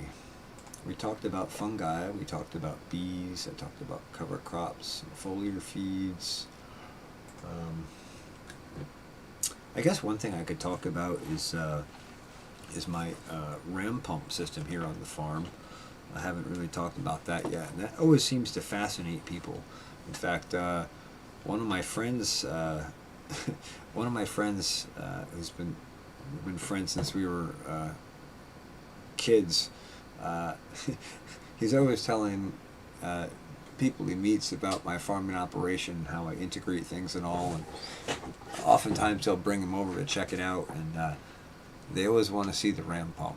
So if you don't know what a ram pump is it's a water pump that runs using falling water, and some of that falling water pumps a portion of that water to an elevation higher than where that falling water is coming from. So basically it uses two check valves and a pressure chamber as a shock absorber, and so water comes down the pipe and it flushes down till a check valve is pushed shut because the water is flowing at a certain velocity. When that check valve is pushed shut, it opens the secondary check valve and lets a portion of that water through, and then that pressure and that water is pumped up to a new elevation. So my ram pump, for example, I have a spring down here in the back, and it's about 6.5 foot elevation from that spring to the ram pump, and so I take about 15 gallons a minute from that spring into the ram pump, and coming out of that ram pump I get about 3/4 of a gallon a minute pumped 72 vertical feet above that and about 900 feet distant to where I have reservoirs here up in the barn. And then from those reservoirs I can gravity feed irrigation and chicken water, and because it's a spring, it's drinking water also. So that's a pretty cool system and a very handy tool, and it's excellent when the power goes down here and like the toilet won't flush, there's no water, there's no power. It's really cool to be able to go out to the greenhouse, and there's a solar powered battery system there. I have lighting. I can turn on Raspberry Pi and browse the internet if the internet's still up, and do computer stuff. And I can walk out to the ram pump and get a drink of water, or get water to flush the toilet or wash dishes or whatever. And so when power goes out, it's funny because everything goes quiet for about a minute and a half or two, and then in the distance, about 3/4 of a mile from the closest houses, but in the distance I always hear those generators start up. There's no generator starting up here when the power goes off. They just go to back up, which is really cool. And the ram pump is part of that system, and very reliable, and a really cool thing. So that's another part of the farm, another part of the technical sort of stuff that I do. So let's see. How big are the chicks now? Geeky Garden asks. For those who don't know, I have 4 Icelandic chicks that hatched out this spring. They're getting big, Geeky. They're probably half the size of a full-grown chicken at this point. And their feathers are really filling out nicely. And the Icelandics have this little tuft on their head, some of them, and that tuft is really filling out and really cool look. It's sort of like a 40s bob sort of haircut, which I'm not a fan of on people, but on the chicks it looks pretty cool. So they're doing well. They're growing big, fast, and they're already starting to cause mischief digging up in planters and stuff. So they're doing well. Yes, voluptuous and fluffy. Bomber says, never refer to chicks as big, cha-cha. Don't you know? We much prefer voluptuous or blessed with curves. Yeah, it's all tactful terminology, isn't it, Bomber? Let's see. YT says, you drink spring water daily. Maybe talk about your spring water. Have you had it tested? I have had it tested just for bacterial stuff. I don't think there's any chemical issues here. I probably should get it tested for chemical at some point. But a friend of mine had a... oh, that's the music. We'll come to water when we come back. So we're headed to the break here on TFR Live. So hope you'll stick with us for our last half hour. We'll be back in about 3 minutes.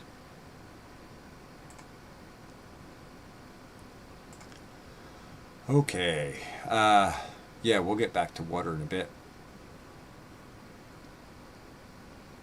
But thanks, YT. Thank you guys all in the YouTube chat for... sorry, I'm getting the commercial feed of my ears, which is distracting when you're talking and can't hear yourself. Yeah, I'm fascinated by the ram pump too, Geeky. For probably 25 or 30 years, I wanted to build a ram pump. I always wanted to build a ram pump ever since I found out about it when I was like 10 or 12. And finally at this place, I was just like, I reached a point where I was like, that's the solution for the problem I have, and I'm building one. And yeah, same here. If I am ever able to buy land and it ends up not being this land, boy, yeah, that's a criteria. I want a spring on my property, period, and I'll pay a premium for that, because man, it's just such a powerful thing, such a powerful tool in so many ways to have fresh spring water, and the quality of that water is just astounding. Made it to the last half hour, eh, Geeky? Awesome, dude. Thanks for staying up with me. Appreciate it. I can't believe I made it. I'm working on like 4 hours sleep. Late night last night, early up this morning. Long day on the farm. Broken equipment tonight. And then back in here to do the show. Yeah.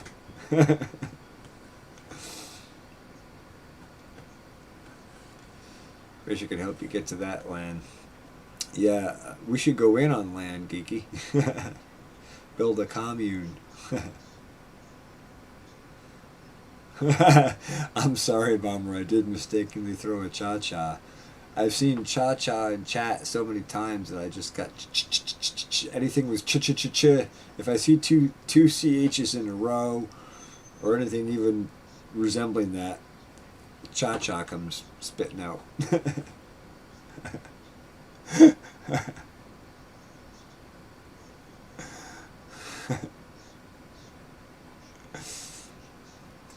I apologize. What were you saying there? Oh, don't you know? Yeah, but to be fair, Bomber, there is a CHA in there. There is a cha in there. You confuzzled me.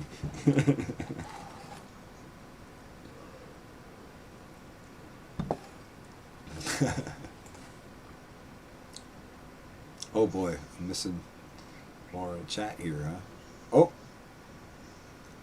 we're about to go back at it.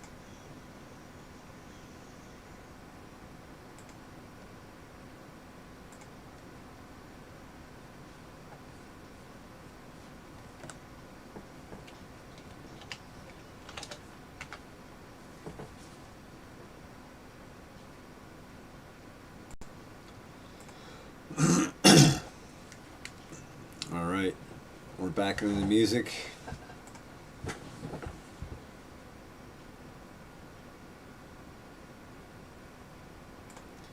All right, welcome back to Comrades and Farms with Carlton Moore here on the Truth Frequency Radio.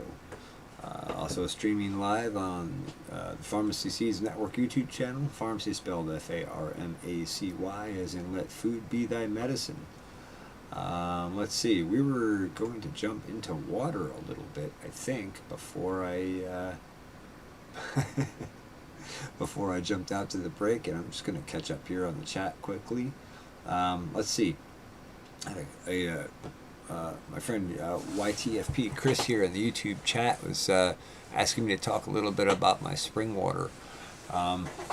Was asking if I'd had it tested. Yes, we did have it tested for bacteria. I did not have it tested for chemicals. I probably should or will at some point. The lab I had access to was a local university, and a friend's family member worked at that university and had access to the lab. So we had the testing done down there for free. I didn't have the money to do testing. What I do want to do eventually is actually take a sample of that water and have it tested through Advancing Eco-Agriculture, specifically to determine whether it has carbonates and bicarbonates in it, because that can dramatically reduce the efficacy of foliar feeds or pesticides if you use pesticides. I don't use any pesticides. I'm very much a purist regarding that. I won't put pesticides on. Just, that's a hard rule here. No pesticides, no chemicals. I'm not adding anything negative to the system. Anyway, I'm getting sidetracked on that. So the spring water that's here is pretty good. There is a spring up in the Catskills, not too far from here. It's about 30 or 40 miles from here. It's a good drive for me, so I don't get up there much. But that spring water is even better. That's really nice mountain spring water. But the spring water we have here is excellent. There's definitely a huge difference when you drink it. It's amazing when you start drinking really clean, pure, good waters with good structure to the water, which may sound kind of weird, but you really dive into water. It's a fascinating topic, and when you have water that's structured correctly, it's amazing how fast it absorbs into your body. And in fact, like the spring water here, when you take a swig of it, you can feel it absorbing through your esophagus right into your system.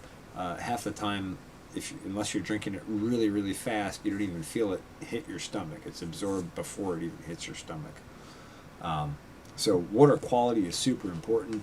Along those lines, I was a guest on Brent's podcast, The Paranormal Portal, here on TFR Live and also on YouTube and all over the place, podcast-wise.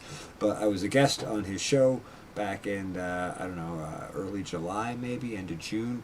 And we did a whole episode on water and spirituality. But we went into many of the eccentricities of water and how the quality of water has a tremendous effect. So if you haven't checked that episode out from the Paranormal Portal, I highly recommend you go check that out, because that was a really excellent discussion. And we teased out a lot of the very subtle details of water. And we talked about a lot of different scientists and research that has been done and that's going on currently. And I'm sure more will be discovered as we go on. Water isn't just water. Water is a very complex topic and a very deep topic, if you'll pardon the pun. It seems like just water, but it's way, way more complex than that. And we discuss a lot of those details on that YouTube stream and TFR stream. So let me catch up on chat here. Let's see, glasses, farm glasses, yeah, because I misread. I misread. I threw out an extra cha-cha in there. You know how that happens sometimes. Let's see, Francomi D says he's looking for land to move in here in Washington lately, hoping to get out of the city in the next year. Well, I wish you luck in finding land, and boy, land in Washington. I just I've only seen video and photos of Washington, but it just looks beautiful. It's definitely Washington and Oregon. Both are states I would love to visit, and see the natural beauty of those areas. Poor Chachi, wonder if she caught that slip, says Palmer. Let's see. Catch up on chat here. Uh-oh, they're ganging up on me. As I threw a Chachi out there, and Kiki's backing up Palmer here. And YT is open to putting bribes on picking sides. All right. Well, YT, I'll find some really good pudding for you if you jump on my side on that one. No, I'm not taking on Cha-Cha either, Kiki. I think she's got a trick Jedi up her sleeve or something. Yeah, this is Bomber's right. This is Bomber versus Farm's eyes. I'm blind. I mean, I think I'm like 80-20 vision or something. So, you know, what are you going to do? Let me see if I can catch up on the TFR chat here, see if there's anything I missed in here, if there's any questions or anything.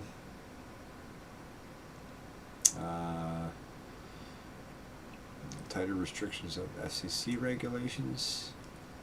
Not sure what that question is about, drone-free zone. Or maybe that's a whole different topic in the chat here. Just trying to catch up, make sure I didn't miss anything here. Chinese medicine chickens, and he's sharing some pretty cool memes and gifs here in the TFR chat. So if you're not checking out the TFR chat, you should check that out as well. And Drone says, "Oh, no poison. Distilled water is deuterium depleted with minerals added is what I drink." Oh, distilled water. With minerals added, I guess that's not too bad. That's from All One here in the TFR chat. Make it yourself. I've heard of people doing that. I tend to like natural source stuff better. Like the spring waters, a lot of the spring waters come with the inherent trace mineral nutrition that they've picked up from the rock that they've passed through. But I get where you're coming from, and either way, you know, if you're trying to improve the quality of the water you're drinking, that's good. First, let's just get rid of things like chlorine and fluorine. Those are super reactive compounds, and I don't know about fluorine. I don't know all that much about fluorine except that it's super reactive, but I do know chlorine, and chlorine, when it reacts with organic compounds, creates something that's actually more toxic to humans called chloramines. So a lot of negative effects that can happen that way. So let me go back over here to the YouTube chat and catch up. Okay, I think I'm caught up on that. So yeah, so water. What else? Anybody else have any questions? Anything else you want me to talk about?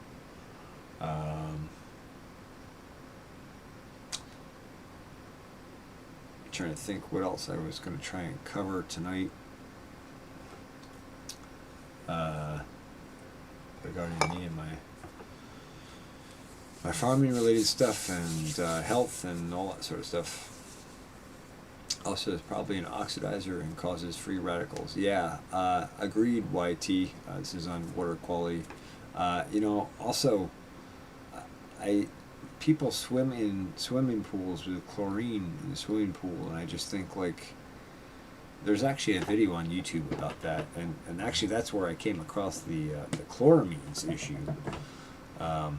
You know, like, my mom is an avid swimmer. My mom was a competitive swimmer. In fact, in her 40s, she won the Masters competition, or won second or third place. She did really well in swimming.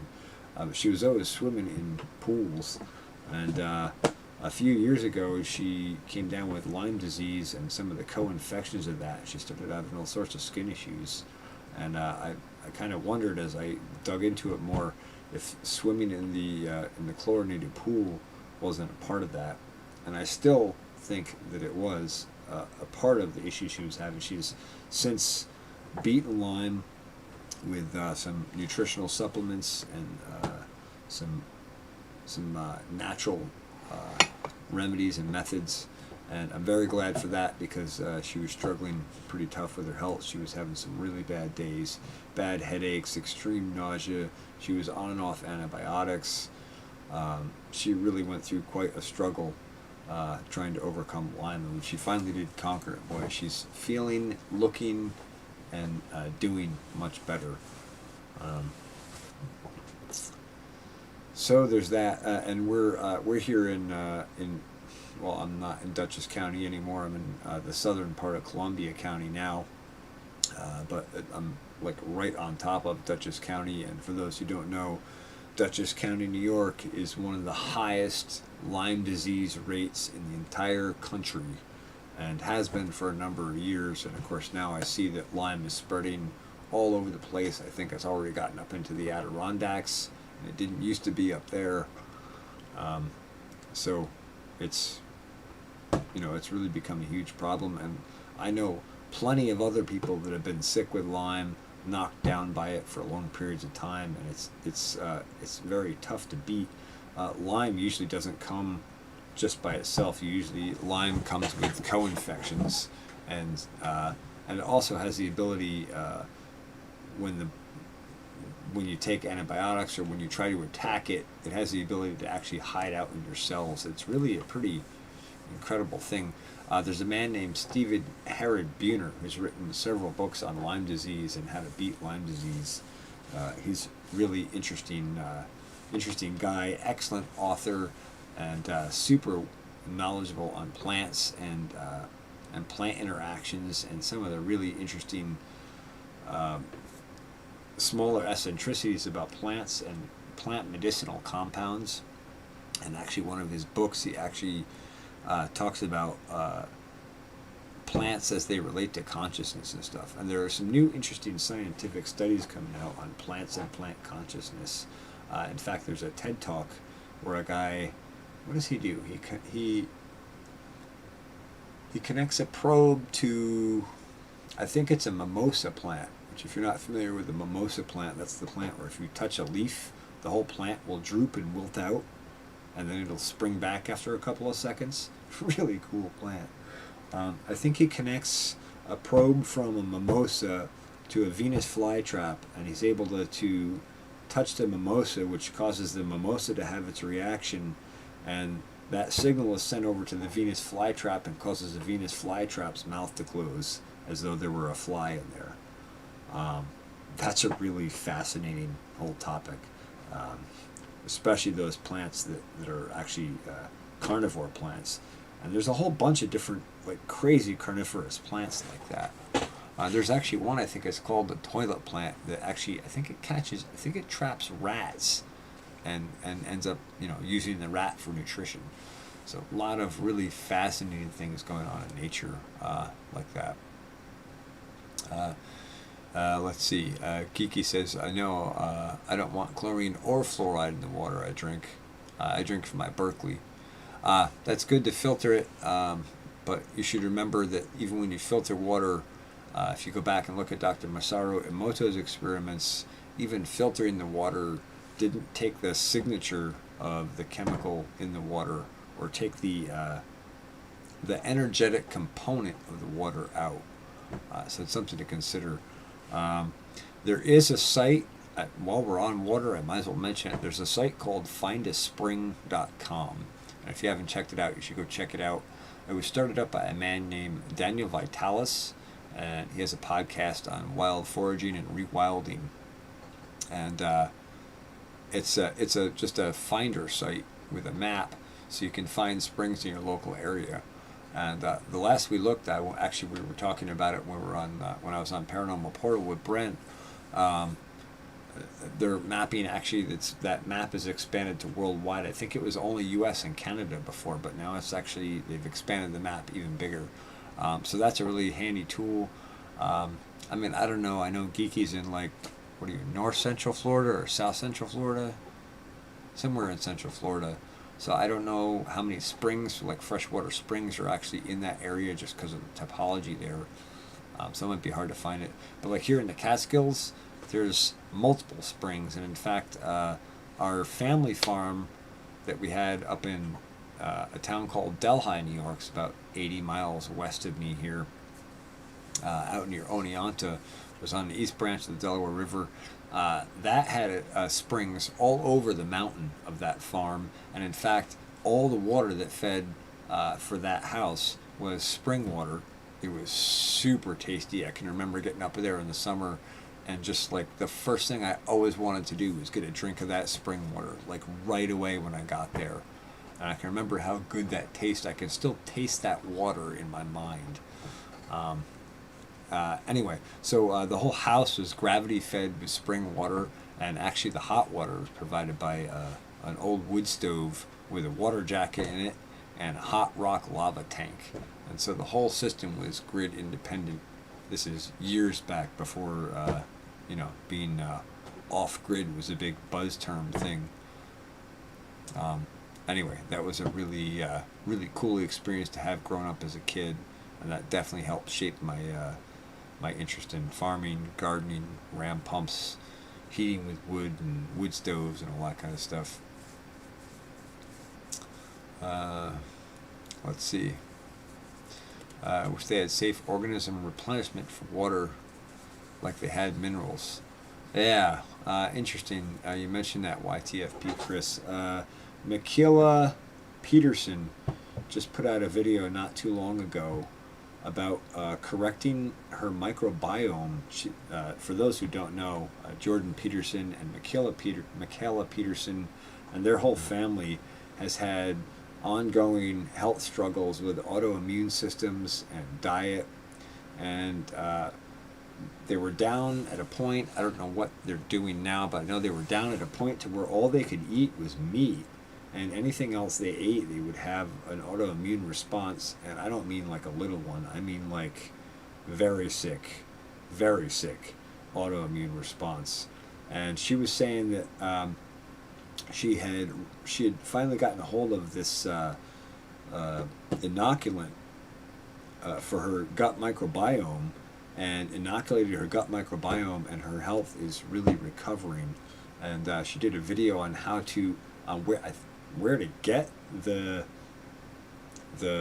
microbiome, inoculant strains, and how to put them into capsules and take them and get your microbiome back on track. For those who don't know, about 80% of our immune system comes from gut health. And so if you don't have the microbes in your gut, you're not going to absorb nutrients correctly. You're going to have all sorts of problems. And so it all comes back to the microbiome. And there's another video that I just saw recently. I think it's an hour and a half long. It's a talk from a bunch of scientists. I don't remember who they were, where they were from, but they're pretty well-renowned scientists, and they were doing worldwide studies of the microbiome of the human gut, and they've started to do mapping that to correlation of human health and that kind of thing, and they found some really interesting results, even in just their preliminary results. So that's also worth checking out. Watch the tick count. You need Guinness. Guinness Book of World Records. I was thinking a Guinness beer would taste good right about now. A Bomber says, see Dr. Klinghart on Lyme disease. I'll have to check him out, Bomber. I'm not familiar with him.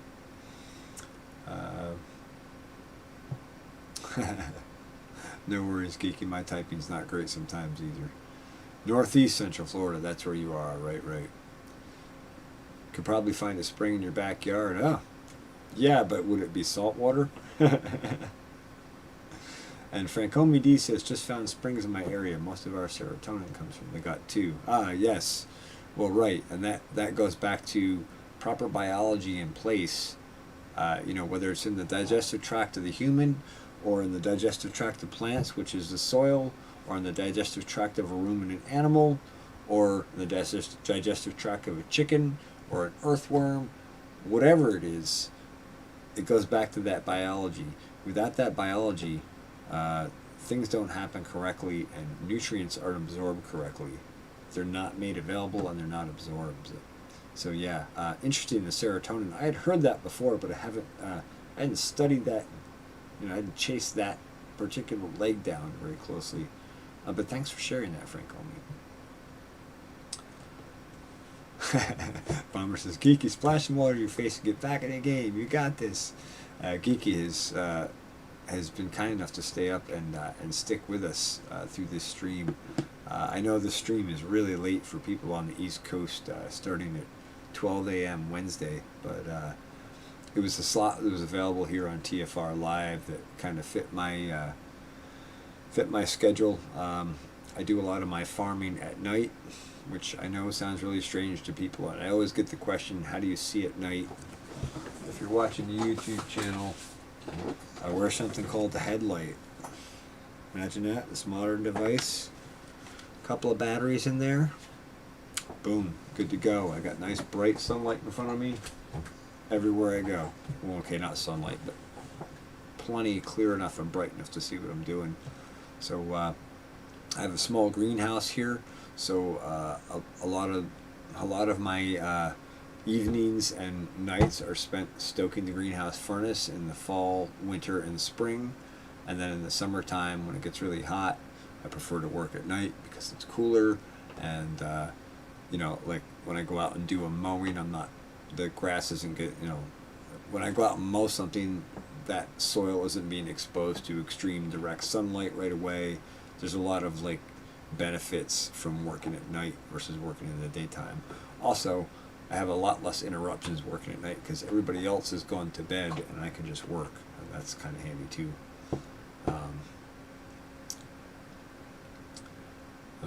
And Bomber says, yes, direct relation between gut health and depression, anxiety, mental state, vitamin D3 as well. Yeah, and vitamin D3, you should be getting that from sunlight as much as you can.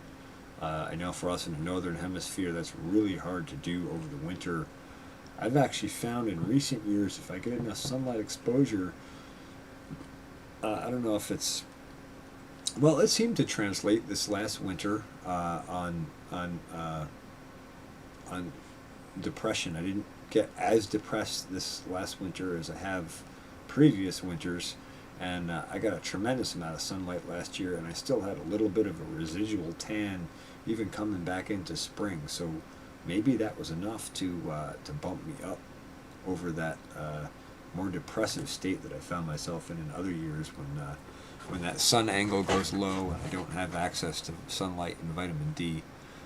It's very hard to absorb vitamin D3 in a supplement form, and if you are taking a vitamin D3 supplement, make sure to pair it with a healthy fat like coconut oil or avocado oil or olive oil, something like that. Vitamin D3 is a fat-soluble vitamin, and it's also a hormone, also known as cholecalciferol, and it directly affects calcium absorption. I think it also affects vitamin B. It interacts with vitamin K and K2. So when people just take a vitamin D3 supplement, if they don't understand all these other pieces that need to be there, oftentimes I've heard people say, oh, I take vitamin D3, I was taking crazy amounts of it and it just wasn't having any effect. And sometimes it'll go back to maybe you're not getting the other pieces that you need to balance that equation out. Or you may also have ongoing health problems. I know a good friend of mine that has ongoing health problems, and they're taking a high levels of D3 to compensate for some of their health issues. So, YTFP says, we'll have a look into this microbiome. Seems there are even studies on mental health and microbiome of the gut. Yes, there are, and in fact, even some of the older psychology books go into just basic nutrition.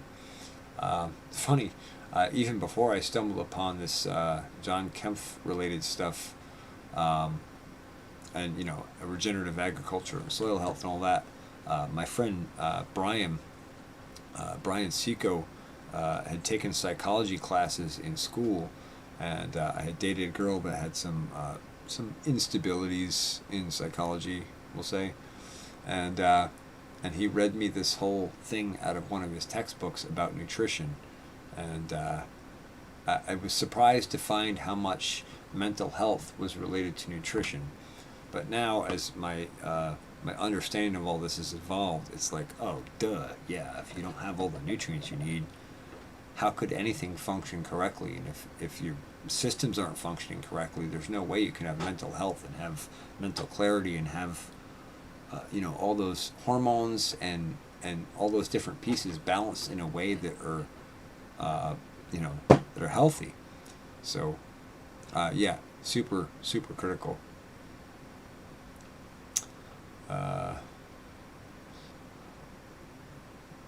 Let's see.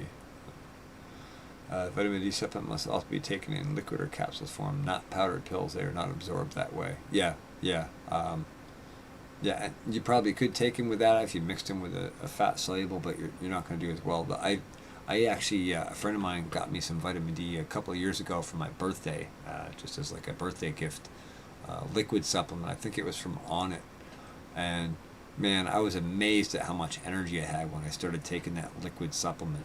In fact, I got to get back and get some more of that as winter's coming on here, because that was a really helpful, powerful tool. I think it was like $15 for like a 30-day supply. It's like, which may seem expensive, but oh, and we're coming to the music. So that is the end of our show here on TFR Live, and it just snuck up on me. Another 2 hours went by. Thank you so much for joining us here on Comrades and Farms, and I hope you'll join us next Tuesday at 12 a.m. Wednesday, 9 p.m. 12 a.m. Wednesday Eastern Time, 9 p.m. Pacific Time. Thanks for joining the TFR show, and thanks for being part of the stream.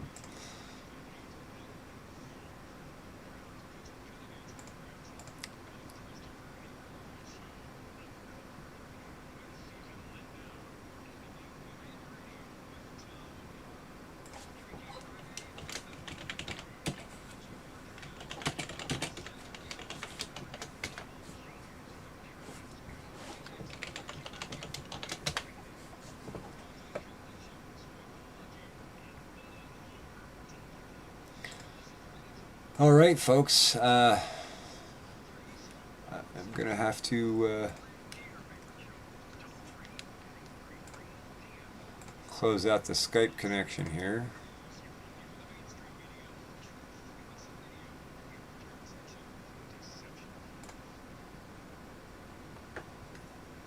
Whew. All right. So, and then now I have the live stream here on YouTube. I think we're going to go ahead and close this out shortly. Boy, I gotta make a last few comments here. Yeah, studies on sunblock and D3 absorption. Yes, stay away from sunblockers. They block your ability to manufacture and absorb vitamin D in your skin. Use coconut oil, beeswax. What's the? There's a zinc. Oh, zinc powder. Zinc powder. Any of those are okay. They don't block it. If you want to know more about that, check out Daniel Vitalis, Nadine Artemis, Wise Interaction with the Sun.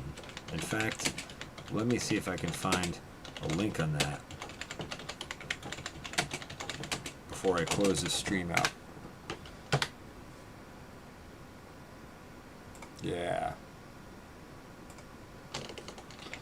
So I'll just share that in here before we close out, because that is a really critical and important thing as far as vitamin D, and the discussion that they have about that is just right on point. Shea butter is nice in the sun too. Yeah, I don't know. I've never tried shea butter, but I did find that coconut oil and beeswax is awesome. The more you lean on the beeswax side, without going too far, man, that really just protects your skin. Your skin just feels amazing when you put that on, especially when you expose it to lots of sun. And I like to put lots of magnesium oil on too, and just bring those synergistic effects together. Anyway, I'm going to go ahead and close this stream out. I need a drink of water. and I need to get something to eat and take care of a few other things here. Thank you everyone for supporting my stream here on YouTube channel and also on TFR. I'll look forward to seeing you guys. I guess it'll be Sunday night, the next live stream, but I'm sure I'll see many of you before then. And probably Wednesday night on the Paranormal Portal at 10 o'clock Eastern Time, 7 p.m. Pacific. Thanks again, Brent, for all your help. It's greatly appreciated. And I look forward to seeing everyone very, very soon. Thanks for watching the Pharmacy Seeds Network, and thanks for joining Comrades in Farms.